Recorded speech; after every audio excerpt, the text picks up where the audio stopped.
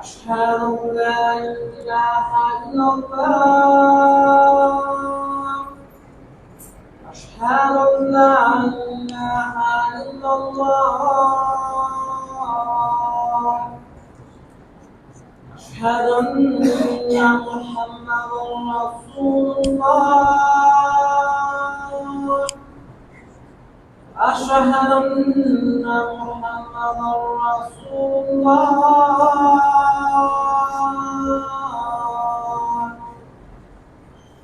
حي على الصلاة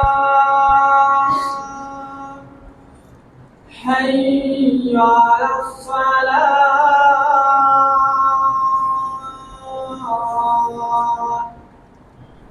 حي على الصلاة حي على الصلاة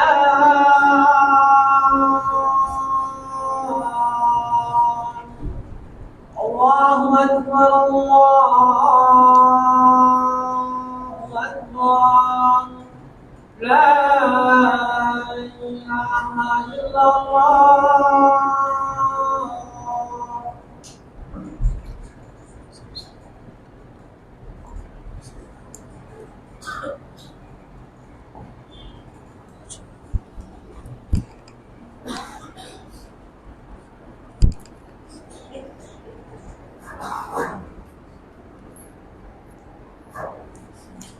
Assalamualaikum warahmatullahi wabarakatuh.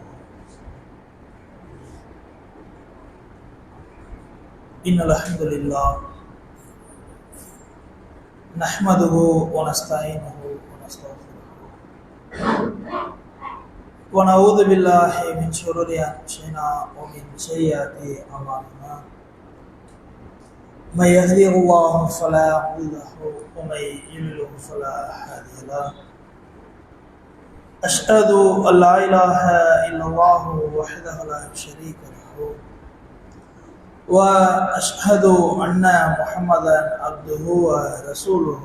أما بعد فقد قال الله تعالى في القرآن العظيم والفرقان المجيد أعوذ بالله من الشيطان الرجيم بسم الله الرحمن الرحيم يا أيها الناس اتقوا ربكم الذي خلقكم من نفس واحدة وخلق منها زوجها وبث منهما رجالا كثيرا ونساء واتقوا الله الذي تساءلون به والأرحام إن الله كان عليكم رقيبا.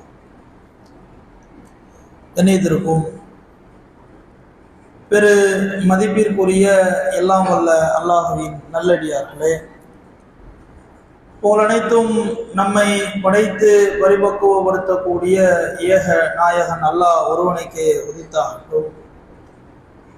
அவனது அன்பும் அருளும் இந்த அகில உலகத்திற்கே அருட்கொடையாக அனுப்பப்பட்ட அனலல் பெருமானார் நபிகள் நாயகம் ஸல்லல்லாஹு அலைஹி வஸல்லம் அன்னவர்கள் மீதும் அவர்களை தங்களால் இயன்ற அளவு ஏற்று பின்பற்றி வாழ்ந்து மறைந்த உத்தம சத்திய சஹாபாக்கள் மீதும் சஹாபிய தோழர்கள் மீதும், மேலும் ஜும்மாவுடைய தினத்திலே ஜும்மாவுடைய நன்மையை கருத்தில் கொண்டு இந்த நேரத்தில் இங்கே ஒன்று குழும்ப இருக்கின்ற ஒவ்வொரு ஆண்கள், பெண்கள், பெரியவர்கள், குழந்தைகள் என நம் அனைவர்கள் மீதும் அந்த ஏக நாயகனுடைய எல்லையில்லா அன்பும் அவனுடைய பாதுகாப்பும் என்றென்றும் நீடித்து நிலவட்டும் என்ற கோரிக்கையோடு எனது ஜும்மா உரையை நான் ஆரம்பம் செய்கின்றேன்.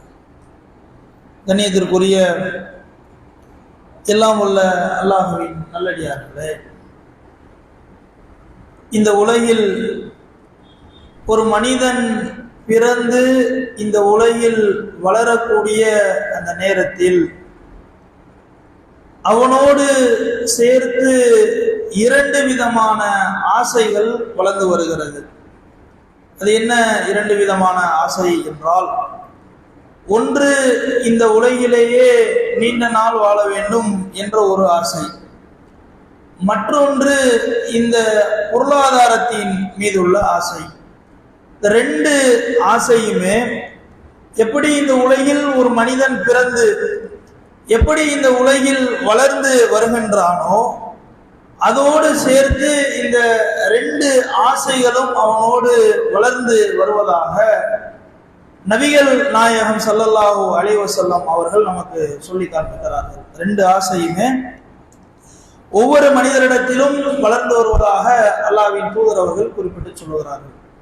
இந்த ரெண்டில் ஒன்றான பொருளாதாரத்தினுடைய ஆசையை நாம் எடுத்துக்கொண்டால், இன்றைக்கு பொருளாதாரத்தினுடைய ஆசை எந்த அளவிற்கு மனிதனிடத்தில் நாளுக்கு நாள் வளர்ந்து கொண்டு இருக்கிறது என்பதை மனிதனுடைய வாழ்க்கையில் இருந்து நாம் ஒவ்வொருவரும் அறிந்து கொள்ளலாம். எப்படி?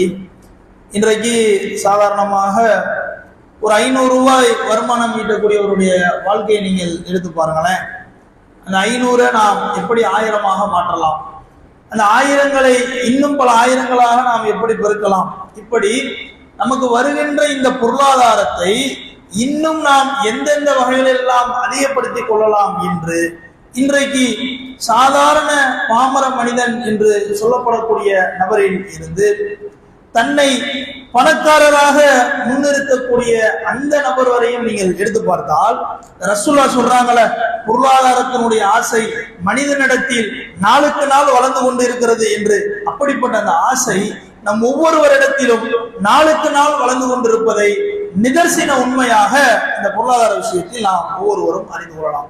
அப்படிப்பட்ட இந்த ஆசை நம் இடத்தில் வளரக்கூடிய இந்த காரணத்தினால் இன்றைக்கு நம்மில் பெரும்பாலான நபர்கள் எந்த நிலைக்கு சென்று விட்டார்கள் என்றால், இன்றைக்கு பார்க்கலாம், இன்றைக்கு இறைவன் நமக்கு காட்டி தந்திருக்கக்கூடிய வணக்க வழிபாடுகளை விட்டுவிட்டும் இறை தூதர் நபிகள் நாயகம் ஸல்லல்லாஹு அலைஹி வஸல்லம் அவர்கள் நமக்கு காட்டி தந்திருக்கக்கூடிய மார்க்க போதனைகளை எல்லாம் முதறிவிட்டும் நம்மில் பெரும்பாலான கூட்டம் பொருளாதாரத்தை திரட்ட வேண்டும், பொருளாதாரத்தை அதிகப்படுத்த வேண்டும், பொருளாதாரத்தை தங்களுடைய வாழ்க்கையில் பன்மடங்காக பெருக்கிக் கொள்ள வேண்டும் என்று நினைத்து இன்றைக்கு நம்மில் பெரும்பாலான நபர்கள் அந்த பொருளாதாரத்தின் பக்கமே விழுந்து கிடக்கிறோம். அப்படிப்பட்ட இந்த பொருளாதாரம் குறித்து நபிகளார் நமக்கு எச்சரிக்கிறார்கள்.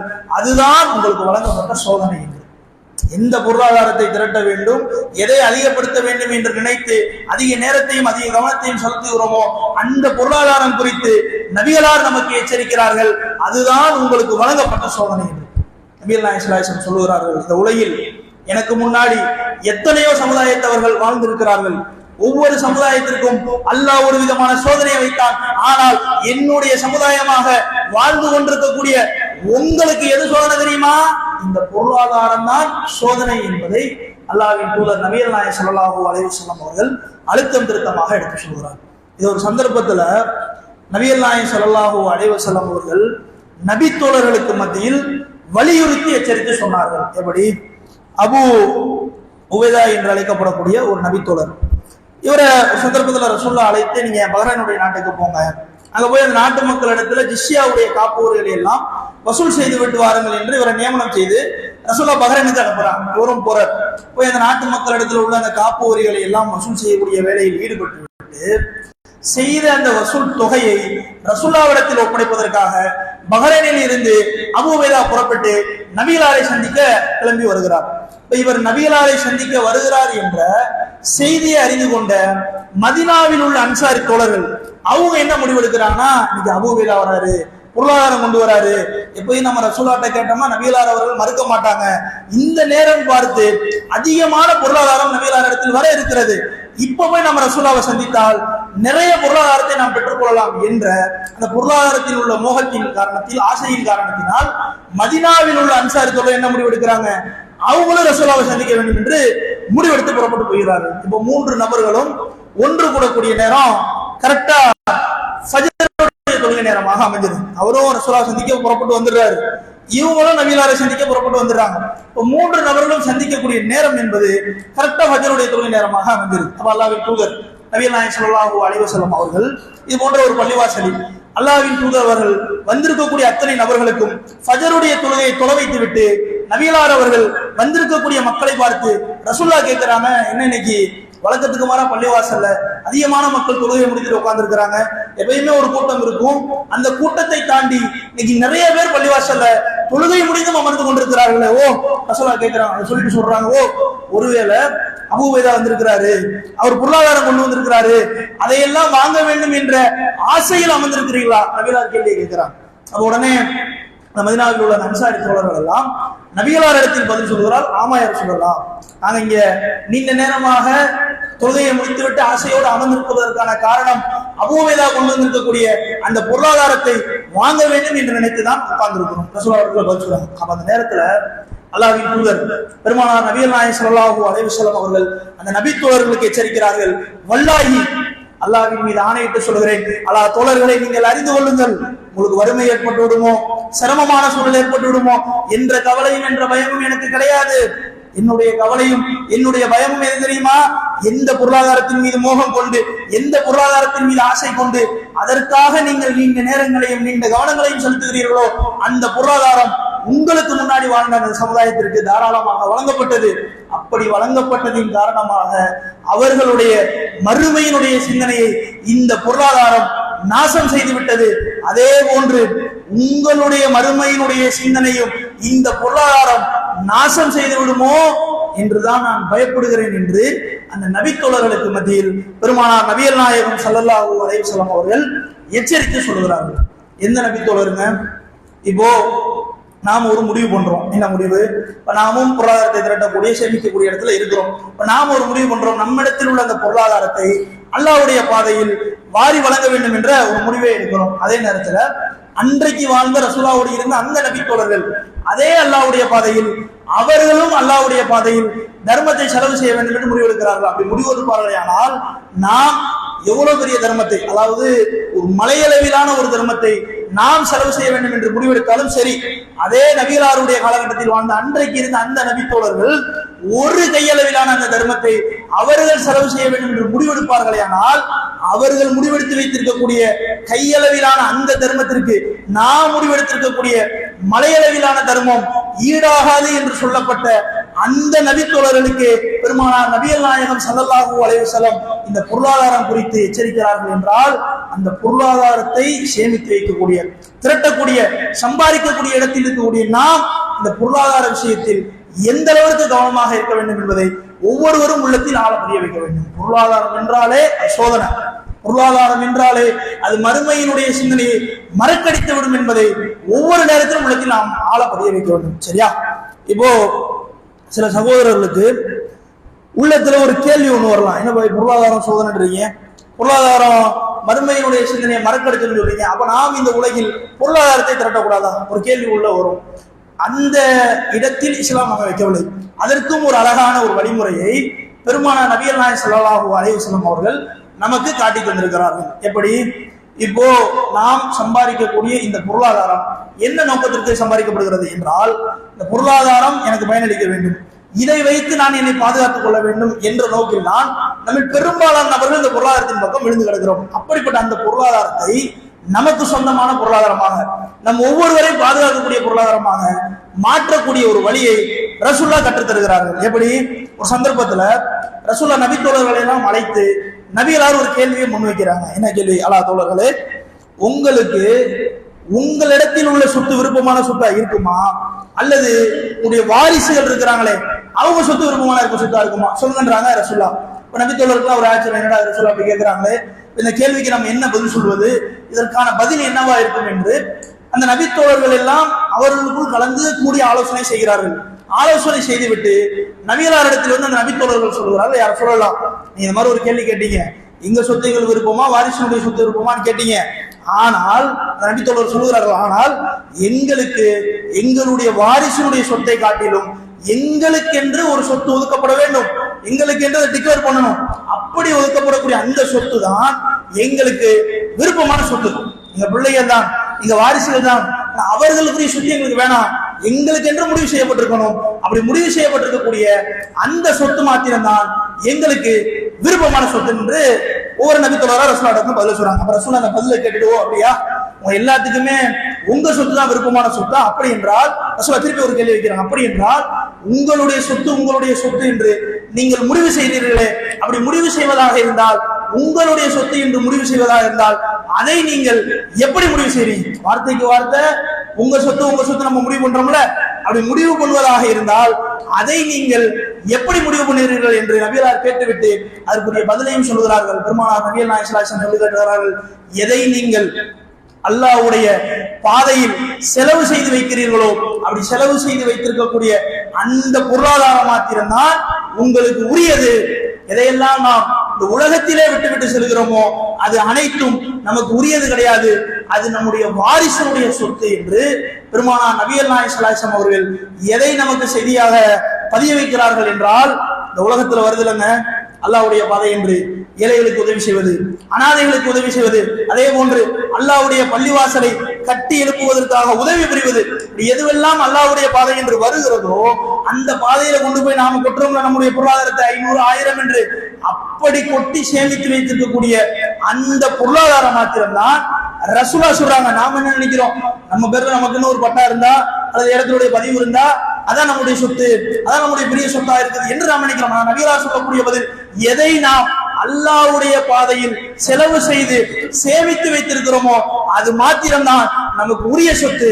எதையெல்லாம் இந்த உலகில் வீடாகவோ காராகவோ பேங்க் பேலன்ஸ் ஆகவோ எதை சேமித்து வைத்திருந்தாலும் புரிந்து கொள்ளுங்கள், நபிகளார் அவர்கள் சொல்லுகிறார்கள் அது அனைத்தும் நமக்கு உரியது கிடையாது, அது நம்முடைய வாரிசுடைய சொத்து என்று அல்லாஹ்வின் தூதர் பெருமானார் நபிகள் நாயகம் ஸல்லல்லாஹு அலைஹி வஸல்லம் நாம் சம்பாதிக்கக்கூடிய அந்த பொருளாதாரத்தை நமக்கு சொந்தமான சொத்தாக, நமக்கு பயனளிக்கக்கூடிய சொத்தாக மாற்றக்கூடிய ஒரு அறிவுரையாக அல்லாஹ்வின் தூதர் எதை சொல்லுகிறார்கள் என்றால், எதை நாம் அல்லாஹ்வுடைய பாதையில் செலவு செய்கிறோமோ அது மாத்திரம்தான் நமக்கான சொத்து என்ற ஒரு உபதேசத்தை ரசூலுல்லாஹ் நமக்கு தெரிவிக்கிறார்கள். இந்த உபதேசம் நம்மகிட்ட எந்த அளவுக்கு மாற்றத்தை தந்தது என்பதை பார்ப்பதற்கு முன்னாடி நபிகளாருடைய காலகட்டத்தில் வாழ்ந்த அன்றைக்கு இருந்த அந்த நபி தோழர்களுக்கு மத்தியில் இந்த உபதேசம் எப்படிப்பட்ட ஒரு மாற்றத்தை உருவாக்கியது என்றால், இந்த உபதேசம் ரசூலுல்லாஹ்வுடைய காலத்தில் வாழ்ந்த அன்றைக்கு இருந்த ஒவ்வொரு நபி தோழரிடத்திலும் இந்த உபதேசம் செல்ல செல்ல அந்த நபி தோழருடைய வாழ்க்கையெல்லாம் அப்படியே தலைகீழாக மாறுகிறது. எப்படி இந்த உலக வாழ்க்கை எங்களுக்கு முக்கியம் இல்லை, இந்த உலக பொருளாதாரம் எங்களுக்கு தேவையில்லை, மறுமையினுடைய வாழ்க்கை மாத்திரம்தான் எங்களுக்கு முக்கியம் என்று அவர்களிடத்தில் உள்ள சொத்தை பொருளாதாரத்தை அல்லாஹ்வுடைய பாதையில் நபித்தோழர்கள் வந்து கொட்டினார்கள். எப்படி ரசூல் ஸல்லல்லாஹு அலைஹி வஸல்லம் அவங்களுடைய காலகட்டத்தில் ஒரு வழக்கு ஒன்று, ஒரு பிரச்சனை ஒன்று நபிகளாரிடத்தில் வைக்கப்படுகிறது. என்ன வழக்கு என்றால், அந்த வழக்கை கொண்டு வந்து ரசூலுல்லாஹ் இடத்துல முறையிடுகிறார். யா ரசூலல்லாஹ், எனக்கு சொந்தமான மிகப்பெரிய தோட்டம் என்னிடத்துல இருக்கிறது, நான் அந்த தோட்டத்தை பாதுகாக்க வேண்டும் என்று ஆசைப்படுகிறேன், ஆனால் அதை பாதுகாப்பதற்கு ஒரு நபருடைய மரம் மாத்திரம் இடையூறா இருக்குது, நீங்க அவர்கிட்ட பேசி இந்த மரத்தை மட்டும் வாங்கி தாருங்கள் என்ற ஒரு பிரச்சனையை, ஒரு வழக்கை ஒருவர் ரசூலுல்லாஹ் இடத்துல வந்து முறையிடுகிறார். அப்ப நபிகளார் அவர்கள் இந்த வழக்கு குறித்த செய்திகளை எல்லாம் சேகரித்து விட்டு 2 பேரை ரசூலுல்லாஹ் நேர்ல வர வைக்கிறாங்க. 2 பேர் யாரு? ஒருவர் வழக்கை கொண்டு வந்த அந்த தோட்டத்தினுடைய உரிமையாளர், இன்னொரு நபர் இடையூறு என்று சொல்லப்பட்ட மரத்தினுடைய உரிமையாளர். 2 பேரையும் ரசூலுல்லாஹ் நேர்ல வரவழைத்து விட்டு இந்த வழக்கு குறித்த விசாரணைகளை எல்லாம் முடித்து விட்டு இறுதியாக ரசூலுல்லாஹ் இது குறித்த ஒரு தீர்ப்பை சொல்றாங்க. என்ன தீர்ப்பு என்றால், நபிகளார் அவர்கள் சொல்லுகிறார்கள், அந்த இடையூறு என்று சொன்னாங்களே அந்த மரத்தினுடைய உரிமையாளரை பார்த்து பெருமானார் நபிகளார் அவர்கள் அறிவிக்கிறார்கள், வாங்க, அவருக்கு சொந்தமான மிகப்பெரிய தோட்டம், அவர் அந்த தோட்டத்தை பாதுகாக்க வேண்டும் என்றால் உங்க ஒரு மரம் இடையூறாக இருக்கிறது, நீங்க என்ன செய்யுங்க, உங்க மரத்தை அவர் விட்டு கொடுத்துருங்க. அவர் விட்டு கொடுத்துட்டா ரசூலுல்லாஹ் சொல்றாங்க, நான் அதற்கு பதிலாக பகரமாக சொர்க்கத்துல ஒரு மரம் உங்களுக்கு நான் கேரண்டி, இந்த மரத்தை மட்டும் நீங்க விட்டு கொடுத்துருங்கள் என்று நபிகளார் அவர்கள் அந்த இடையூறு என்று சொல்லப்பட்ட மரத்தினுடைய உரிமையாளர் இடத்துல தீர்ப்பை சொல்றாங்க. இப்ப இந்த தீர்ப்பை கேட்டுட்டு அவருடைய சிந்தனை எப்படி போகுது என்றால், என்னடா இது, ரசூலுல்லாஹ் இந்த மரத்தை கேட்கிறாங்களே, இந்த மரத்தை கேட்கிறார்கள் என்று நாம் கொடுத்து விட்டால் நம்மளுடைய உலக தேவைகளை நாம் எப்படி சரி செய்வது? ஏனென்றால் அன்றைக்கு இருந்த சில நபித்தோழர்களுக்கு இது போன்ற மரங்கள்ல இருந்து விற்கக்கூடிய அந்த காய் பழங்களை விற்றுதான் அவங்களுடைய உலக தேவைகளை சரி செய்யக்கூடிய சூழல். ரசூலுல்லாஹ் கேட்கிறார்கள் என்று இந்த மரத்தை கொடுத்துட்டா நம்முடைய உலக தேவைகளை நாம் எப்படி சரி செய்வது என்ற ஒரு சிந்தனை அவருக்கு வருது. இப்ப சில நேரங்கள்ல நமக்கு கூட இந்த சிந்தனை வரும். எப்படி என்றால், இப்ப இந்த உலகத்துல அல்லாஹ் ரப்புல் ஆலமீன் ஒவ்வொருவருக்கும் ஒவ்வொரு விதமான பொருளாதார சூழலை கொடுத்திருப்பான். ஒருவருக்கு அல்லாஹ் அதிகரித்து வாரி இறைத்திருப்பான். ஒருவருக்கு குறைத்து கொடுத்திருப்பான். இப்படி உலகத்தில் அல்லாஹ் யாருக்கு பொருளாதாரத்தை கொடுக்க வேண்டும் என்று நாடுகிறானோ அவர்களுக்கு அல்லாஹ் ரப்புல் ஆலமீன் தாராளமாக வழங்கியிருப்பான். அப்படி வழங்கியிருக்கக்கூடிய அந்த பொருளாதாரம் எதுவுமே நம்முடைய உழைப்பினாலோ நம்முடைய திறமையினாலோ நம்மிடத்தில் இருப்பது கிடையாது.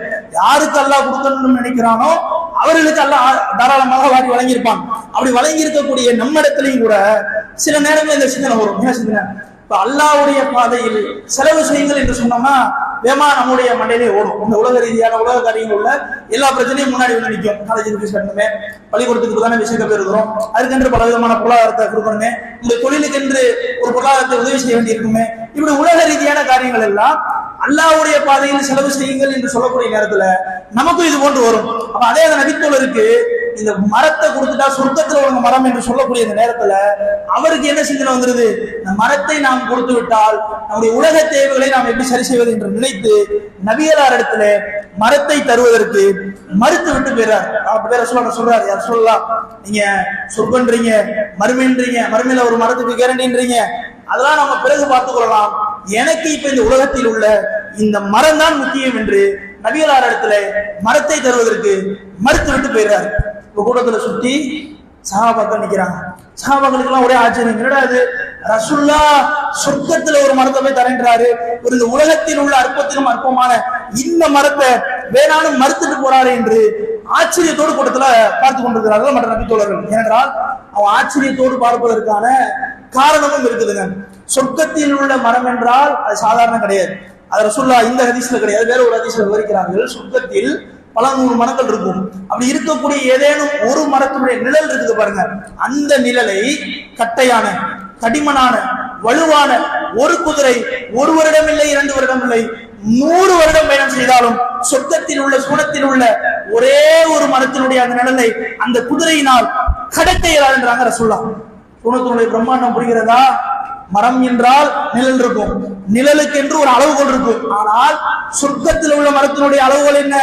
குதிரைன்னு சொன்னாலே வேகமா தான் போகும். அதுலயும் கட்டையான தடிமான குதிரை என்றால் அதனுடைய வேகம் எந்த அளவுக்கு நமக்கு தெரியும். அப்படிப்பட்ட அந்த குதிரை 1 வருடம் இல்லை 2 வருடம் இல்லை 100 வருடம் பயணம் செய்தாலும் சொர்க்கத்தில் உள்ள சூனத்தில் உள்ள ஒரே ஒரு மரத்தினுடைய அந்த நிழலை அந்த குதிரையினால் கடக்க இயலாது என்றால் சூனத்தினுடைய பிரம்மாண்டம் தெரிகிறதா?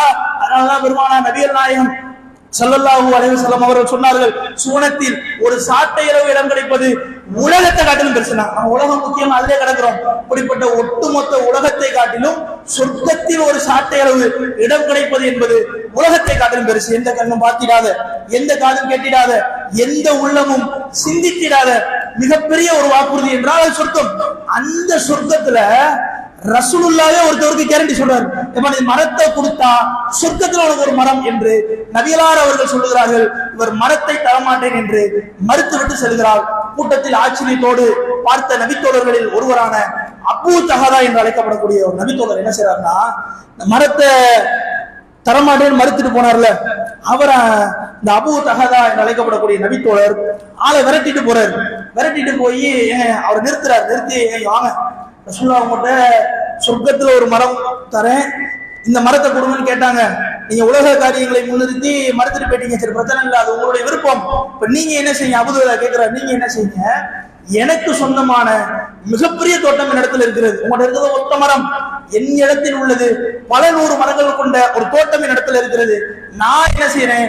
என்னுடைய தோட்டம் முழுவதையும் உங்களுக்கு எழுதிக்கிறேன். ரசூலுல்லாஹ் என்ன மரத்தை கேட்டாங்களோ அந்த மரத்தை மாத்திரம் நீங்கள் எனக்கு தாருங்கள் என்று அபூ தஹதா போய் பேச்சுவார்த்தை நடத்துறாரு. இப்போ ஒரு விடுவாரா? ரசூலுல்லாஹ் சொர்க்கத்துல ஒரு மரம் இந்த மரத்தை கொடுப்பான்னு சொன்னப்ப உலக காரியங்களை முன்னிறுத்தி மறுத்துட்டு போயிட்டாரு. இவருக்கு அதே உலகத்தில் ஒரு மரத்திற்கு பதிலாக பல 100 மரங்களை கொண்ட மிகப்பெரிய தோட்டத்தை அபூ தஹதா தருகிறேன் என்று சொல்கிறார். இப்போ ஒரு விடுவாரா?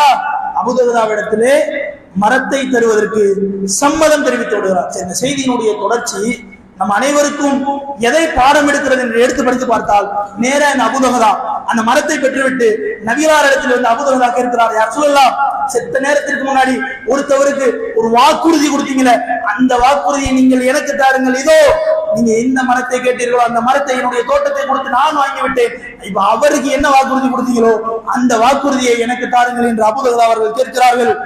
அபூ தஹதாவை பார்த்து பெருமானார் நபிகள் நாயகம் ஸல்லல்லாஹு அலைஹி வஸல்லம் அவர்கள் அறிவிக்கிறார்கள், அபூ தஹதா ரலியவர்களே, சுவனத்தில் உள்ள சொர்க்கத்தில் உள்ள மரத்திற்கு நீங்கள் சொந்தக்காரராக மாறிவிட்டீர்கள் என்று அபூ தஹதா அவர்களை பார்த்து பெருமானார் அவர்கள் அறிவிக்கிறார்கள் என்றால், இந்த செய்தியை அப்படியே வந்திருக்கக்கூடிய ஒவ்வொரு ஆண்களும் பெண்களும் உள்ளத்தில் நிறுத்தி சிந்தியுங்கள்.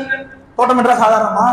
அது ரசூலுல்லாஹ்வுடைய காலகட்டத்தில் உள்ள தோட்டத்தை எடுத்துக்கிட்டா நாம பார்ப்பதெல்லாம் தோட்டமே கிடையாது. இன்னைக்கு நீங்க மதிப்பு போட்டீங்கன்னா பல கோடி ரூபாயை தாண்டும். அப்படிப்பட்ட பல கோடி ரூபாய் உள்ள அந்த தோட்டத்தை, சொத்தை சொர்க்கத்தில் ஒரு மரம் என்று சொல்லக்கூடிய நேரத்தில் அபூ தஹதா அவர்கள் உலக காரியங்களை முன்னிறுத்தாமல், உலக காரணங்களை முன்வைக்காமல், மறுமைக்காக சுவனத்தில் கிடைக்கக்கூடிய வாக்குறுதிக்காக அபூ தஹதா அவர்கள் வாரி வழங்கினார்கள் என்றால், இன்றைக்கு பொருளாதாரத்தை திரட்டக்கூடிய, சம்பாதித்து வைத்திருக்கக்கூடிய நாம் நம்முடைய சொத்தை அல்லாஹ்வுடைய பாதை என்று வரக்கூடிய நேரத்தில் எந்த அளவிற்கு செலவு செய்கிறோம் என்பதை ஒவ்வொருவரும் எடை போட்டு பார்க்க வேண்டும். ஏனென்றால் ரசூலுல்லாஹ் நம்மையும் சும்மா விடல, நமக்கான ஒரு செய்தியையும் நபிகளார் அவர்கள் அறிவித்து சொல்லி இருக்கிறார்கள். என்ன செய்தி? பெருமானார் நபிகளார் அவர்கள் அறிவிக்கிறார்கள், யார் ஒருவர் அல்லாஹ்வுடைய திருப்பொருத்தத்தை நாடி ஒரு பள்ளிவாசலை கட்ட உதவி புரிகிறார்களோ அவர்களுக்கு இறைவன் சூனத்தின் சொர்க்கத்தில் அதே போன்ற மாளிகையை கட்டி தருவதாக அதே ரசூலுல்லாஹ் தான் நமக்கு சொல்றாங்க. அவருக்கு எந்த ரசூலுல்லாஹ் சொன்னாங்களோ சொர்க்கத்துல உனக்கு மரம் வேணும் என்றால் இந்த மரத்தை கொடுப்பாய் என்று சொன்னதுக்கு அவர் பல கோடி ரூபாய் சொத்து உள்ள அந்த தோட்டத்தை கொடுத்தாரோ, அதே நபிகளார் அவர்கள் தான் நமக்கும் சொல்லுகிறார்கள், யார் ஒருவர் அல்லாஹ்வுடைய திருப்பொருத்தத்தை நாடி ஒரு பள்ளிவாசலை கட்ட உதவி புரிகிறார்களோ அவர்களுக்கு இறைவன் சூனத்தின் சொர்க்கத்தில் ஒரு மாளிகையை கட்டி தருவதாக பெருமானார் நபிகளார் அவர்கள் அறிவிக்கிறார்கள். இந்த செய்தி நமக்கு தெரியும். இந்த செய்தியில உள்ள நம்முடைய மனநிலை என்ன? இப்ப நம்ம சொல்றோம் ஆண்கள்கிட்ட, ஆண்களே பின்னாடி பள்ளிவாசல் வசூல் அறிவிக்க இருக்கிறோம். இப்ப ஆண்கள்கிட்ட நம்ம என்ன அறிவிக்கிறோம்? ஆண்களுக்கு சொத்து என்றால் எது?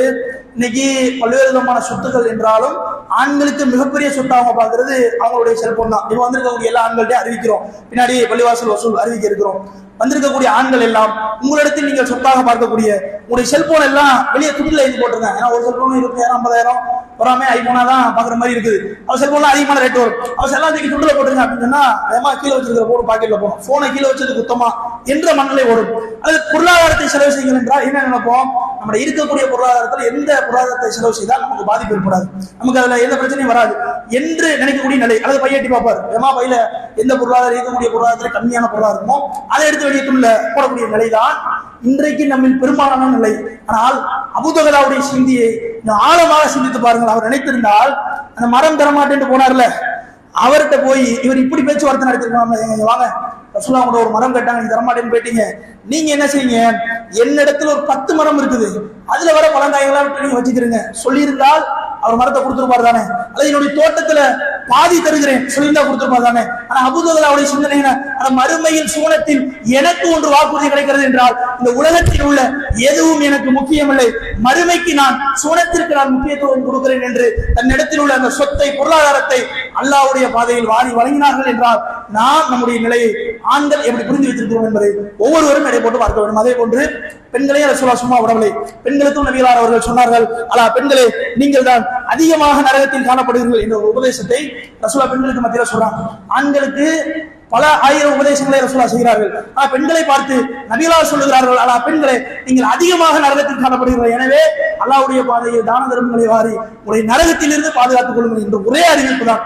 சொன்ன மாத்திரத்துல பெண்களிடத்தில் அன்றைக்கு வாழ்ந்த நபித்தோழர்கள் தன்னுடைய கழுத்தில் கிடக்கக்கூடிய, காதில் கிடக்கக்கூடிய தங்க ஆபரணங்களை அல்லாஹ்வுடைய பாதையில், அல்லாஹ்வுடைய வழிக்காக, அல்லாஹ்விற்காக வாரி இறைத்தார்கள். ஆனா இன்றைக்கு நம்முடைய பெண்களை கொஞ்சம் உரைச்சு பாருங்க. இப்ப பெண்களை கீழே சொல்றோம், ஆனா பெண்களே பள்ளிவாசல் வசூல் பின்னாடி செய்யிருக்கிறோம், உங்க கழுத்தில் கிடக்கக்கூடிய, காதில் கிடக்கக்கூடிய தங்க ஆபரணங்களை தள்ளி போடுங்க அப்படின்னா வேமா பெண்களுடைய சிந்தனை வரும். ஆகா நம்ம குடும்பத்துல ஏதோ சண்டை எழுத்துறதுக்கான எங்க இருந்து கூட்டு வந்து பேச வைக்கிறாங்க போல, இவன் நகையை கழட்டி கொடுத்து நம்ம குடும்பத்துல யார் நம்ம பிரச்சனையை சந்திப்பது என்ற மனநிலை வரும். ஆனா அன்றைக்கு இருந்த ரசூலுல்லாஹ் காலத்தில் வாழ்ந்த பெண்களுடைய நிலை என்ன?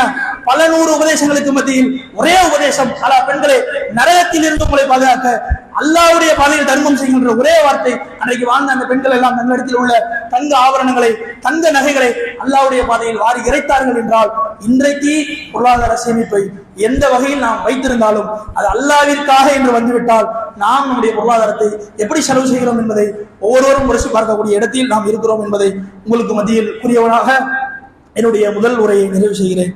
வாயுதவான அல்ஹம்துலில்லாஹி ரப்பில் ஆலமீன். அஸ்ஸலாமு அலைக்கும் வரஹ்மத்துல்லாஹி வபரகாத்துஹு.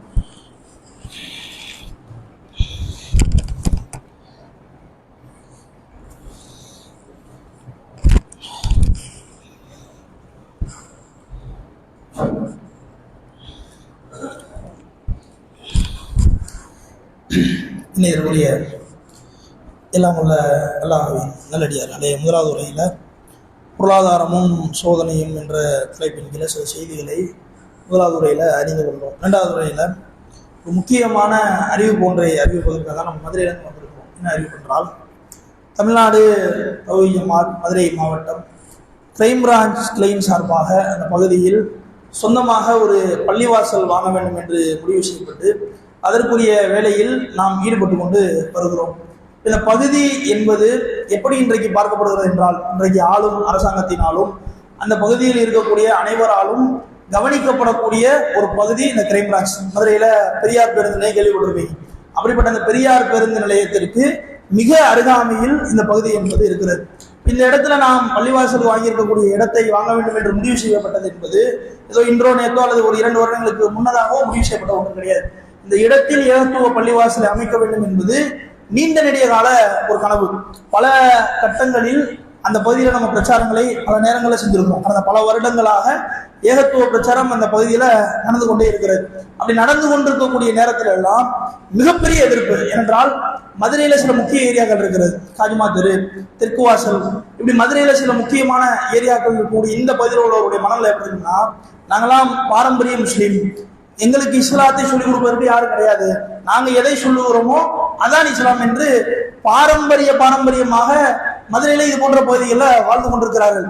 அவங்களுக்கே ஒரு அடையாளம் படுத்துவாங்க, நாங்கெல்லாம் சுன்னத் ஜமாத்தின் ஒரு அங்கீகாரம் பெற்றவர்கள் அல்லது தர்கா ட்ரஸ்டிகள், இப்படி சொல்லக்கூடிய அளவிற்கு பாரம்பரியமா வாழக்கூடிய நபர்கள். இப்ப நம்ம சொன்ன இந்த பகுதியில நமக்கென்று சொந்த பள்ளிவாசல் கிடையாது. காஜிமா தெரு மதுரையில மிக முக்கியமான இடம். நம்ம ஜமாத்தின் சார்பாக பிரச்சாரம் மேற்கொள்ளக்கூடிய நேரத்துல கூட அடி உதையெல்லாம் வாங்கி போலீஸ் வழக்கெல்லாம் போடக்கூடிய நிலையெல்லாம் சமீப காலத்துல நடைபெற்றது. அது மாதிரியான அந்த காஜிமா தெருல கூட நமக்கு பள்ளிவாசல் கிடையாது. அதே போன்று தெற்கு வாசல், சிற்கூடிய கோட்டை, அந்த இடத்துலயும் பள்ளிவாசல் கிடையாது. இந்த 2 இடத்தையும் ஒருங்கிணைக்கக்கூடிய ஒரு இடம் என்பதுதான் கிரைம் பிரான்ச் பகுதி. இந்த பகுதியிலேயே பள்ளிவாசல் இடம் வாங்குவது என்பது சாதாரண கிடையாது. ஏன்னா ஹார்ட் ஆஃப் சிட்டி, பெரியார் பேருந்து நிலையத்திற்கு மிக அருகாமையில் உள்ள இடம். இந்த இடத்துல பள்ளிவாசல் அமைப்பதற்கான இடமே கிடையாது. கடந்த 6-7 வருடங்களாக பள்ளிவாசலுக்கு ஏதாவது ஒரு இடத்தை நம்ம முடிவு செய்வோம், நமக்கென்று ஒரு தளம் இருந்தால்தான் பிரச்சாரம் மேற்கொள்ள வேண்டும் என்ற நீண்ட நெடிய போராட்டம் நடைபெற்றது. அப்படி இருக்கக்கூடிய நேரத்தில் இடம் என்பது அந்த இடத்துல கிடையாது. அந்த நேரத்துல தான் அந்த பகுதியில் உள்ள நிர்வாகிகளுடைய உறவினர்களில் உள்ள ஒரு நபரை சந்தித்து இந்த இடத்தில் ஏகத்துவ பள்ளிவாசல் அமைக்க வேண்டும் என்று அவங்க குடியிருக்கக்கூடிய வீடை, வெறும் 290 சதுரடி மதிப்புள்ள அந்த வீடை பள்ளிவாசலுக்காக அவங்களோட பேசி நம்ம வாங்குறோம். ஒரு குறிப்பிட்ட காலத்துல நம்ம அமௌண்ட் தரோம், இந்த வீடை எங்களுக்கு கொடுங்கன்னு சொல்லி பேசி வாங்குறோம். அவங்களும் அமைய வேண்டும் என்பதற்காக குடியிருந்த வீடை காலி பண்ணி நம்ம பள்ளிவாசலுக்காக கொடுக்குறாங்க. அல்லாஹ்வுடைய அருளினால் வெறும் 290 சதுரடியில் பள்ளிவாசல் இடம் பேசப்பட்டு அதுக்குரிய வேலையில் தீவிரமாக ஏறுகிறோம். அப்படி ஏறக்கூடிய நேரத்துல அல்லாஹ்வுடைய மாபெரும் உதவியினால் மக்களுடைய வருகை சாரசாரையாக வருகிறது. அந்த பகுதியில ஆளும் அரசாங்கம் எப்படி பார்ப்பானா, அதிகமான மது போதை, கஞ்சா, இப்படி இதுல அதிகமான இளைஞர்கள் அடிக்டா இருக்கக்கூடிய ஒரு ஏரியா. யாராவது ஒருவர் கஞ்சா வியாபாரி மாட்டாங்கன்னா போலீஸ் ரவுண்ட் செய்து வந்துடும். அந்த மாதிரி ஹீராநகர்னு சொல்லுவாங்க. ஹீராநகர் 1, 2, 3 இப்படிலாம் இருக்கும், கோபுல தோப்புன்னு இருக்கும். இப்படி முஸ்லீம்கள் அதிகம் வாழக்கூடிய இளைஞர் பகுதி, அதே போல இளைஞர்கள் அதிகமான மது பழக்கத்திற்கு ஆளாகக்கூடிய ஒரு பகுதி. அப்படிப்பட்ட அந்த பகுதியில வெறும் 290 சதுரடியில பள்ளிவாசல் உரிய அந்த வீடை பள்ளிவாசலாக மாற்றி அல்லாஹ்வுடைய அருளால் பிரச்சாரம் மேற்கொள்கிறோம். மேற்கொண்டதனுடைய விளைவு ஆண்களும் பெண்களும் சாரசாரையாக பள்ளிவாசலில் தொழுவதற்கு இடமில்லை என்று சொல்லக்கூடிய அளவிற்கு அதிகமான வருகை வருகிறது. அந்த வருகையை பார்த்து விட்டு எதிர்காலத்தை நோக்கி அப்படி பக்கத்து வீட கேட்கிறோம். அவங்களும் பள்ளிவாசல் தர முன் வராங்க. நம்ம செய்யக்கூடிய பிரச்சாரம், நம்முடைய பிள்ளைகள் எல்லாம் நேர்வழியின் பாகம் வருகிறார்கள், போதை பழக்கத்திலிருந்து இஸ்லாத்திற்கு சரியான முறையில் கொண்டு அந்த உறவினோட இன்னொரு உறவிட்ட போய் பேசுறாங்க, அவங்களும் அந்த இடத்த கொடுக்குறாங்க. இன்னொரு 290 முடிவு செய்யப்படுது. அதற்கு அருகாமல் உள்ள இன்னொரு வீடு அவங்கள்ட்ட அவங்களும் இப்ப தர முடிவு செய்யப்பட்டு மொத்தம் 290 சதுரடியாக அந்த இடம் முடிவு செய்யப்பட்டு அல்லாஹ்வுடைய அருளினால் வசூலுக்குரிய வேலையில ஈடுபட்டு கொண்டிருக்கிறோம். என்றால் ஒரு வீட்டை காலி பண்ணி நம்ம கொடுக்குறாங்கன்னா அவங்க உரிய பொருளாதாரத்தை நம்ம உரிய முறையில் கொடுக்கணும். குறுகிய காலத்துல அவங்களுக்கு உரிய தொகையை கொடுக்க வேண்டிய ஒரு சூழல் இருக்கிறோம். மொத்தம் 57 லட்சம் ரூபாய் முடிவு செய்யப்பட்டு அதுக்குரிய வசூலில் ஈடுபட்டு கொண்டிருக்கிறோம். இன்னும் 55 லட்சம் ரூபாய் இந்த இடத்துல நம்ம வசூலை கொடுப்பதற்கான பொருளாதார தேவை இருக்கிறது. அல்லாஹ்விற்கு பிறகு இந்த பகுதியில் உள்ள உங்களை நாடி, ஆண்களையும் பெண்களையும் நாடி இறையெல்லாம் அந்த இடத்தில் அமைவதற்காக இங்கே வந்திருக்கக்கூடிய ஆண்களும் பெண்களும் அதிகமான ஒரு பங்களிப்பை இந்த இறையில்லத்துக்காக வாரி வழங்குங்கள். இது மிகப்பெரிய நன்மையாக உங்களுடைய மரணத்திற்கு பிறகும் அந்த பள்ளியின் மூலமாக நடைபெறக்கூடிய அத்தனை செயல்பாடுகளுக்கும் உங்களுக்கும் அருமையில் ஒரு சொத்தாக ஒரு நன்மையாக வரும். நீங்கள் செலவு செய்யக்கூடிய அந்த பொருளாதாரம் உங்களுக்கான அல்லாஹ்வுடைய பாதையில் உங்களுக்கான சொத்து என்பதை கவனத்தில் வைத்துக் கொண்டு உங்களிடத்தில் இருக்கக்கூடிய அந்த பொருளாதாரத்தை அதிகமாக வாரி வழங்குங்கள் என்று கூறி நிறைவு செய்கிறேன். ஜிபே ஆப்ஷன் இருக்குது. வெளியே துண்டேந்து நிற்போம், வாரியில் இல்லை வெளியே நம்ம துண்டேந்து நிற்கிறோம். இன்ஷா அல்லாஹ் அதிகமான பங்களிப்பை இன்ஷா அல்லாஹ் என்ன செய்யுங்க, அல்லாஹ்வுடைய இறை இல்லத்துக்காக வாரி வழங்கல் என்று கூறி நிறைவு செய்கிறேன். வாஹிதவான அல்ஹம்துலில்லாஹி ரப்பில் ஆலமீன். அஸ்ஸலாமு அலைக்கும் வரஹ்மத்துல்லாஹி வபரகாத்துஹு.